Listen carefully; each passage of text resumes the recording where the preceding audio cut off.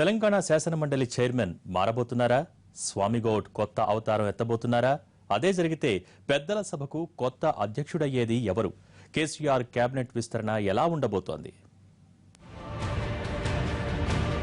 Telangana cabinet విస్తరణపై ఊహాగానాలు ఊపందుకుంటున్నాయి.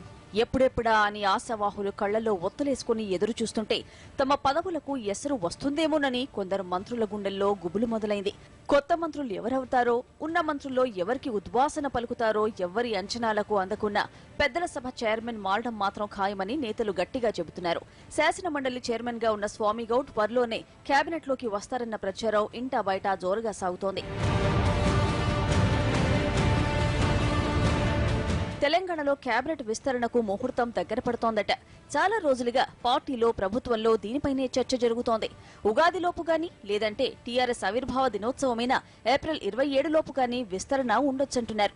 కొందరికి ఉద్వాసన తప్పదని, కొత్తగా మరికొందరు చేరిక ఖాయమంటున్నారు. అధినేత మదిలో ఏముందో కానీ స్వామిగౌడ్ మాత్రం కేబినెట్లో రావడం గ్యారంటీనట. కేబినెట్లో ఉద్యోగ సంఘాల ప్రాతినిధ్యం లేదని లోటుని స్వామిగౌడ్కి పదవితో తీర్చాలన్న ఆలోచనలో ఉన్నారట. కొత్త రాష్ట్రంలో అధికారంలోకి వచ్చిన కొత్తలో ఉద్యోగ సంఘాల నుంచి కేబినెట్లో ఇద్దరికి చోటిస్తామని అప్పట్లో టీఆర్ఎస్ అధినేత హామీ ఇచ్చారు.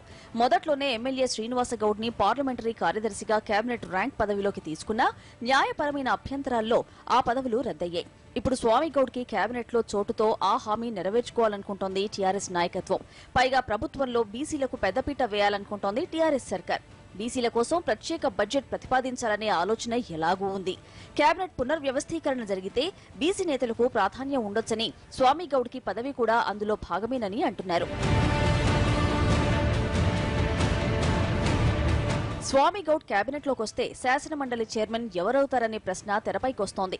ప్రస్తుతం హోంశాఖ మంత్రిగా ఉన్న నాయిని నరసింహారెడ్డిని పెద్దల సభకు అధ్యక్షుణ్ణి చేసి సముచిత గౌరవం ఇవ్వాలనుకుంటున్నారట.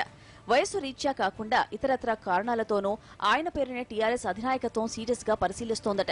నాయిని శాసనమండలి చైర్మన్ అయితే ఆ పోస్టు స్వామిగౌడ్కి ఇస్తారా అంటే కూర్పులో లెక్కలు ఎలాగైనా మారిపోవచ్చు. ప్రస్తుతానికి కేబినెట్లోకి స్వామిగౌడ్ ఎంట్రీని మాత్రం పక్కగా ఫిక్స్ చేసుకోవచ్చంటున్నారు.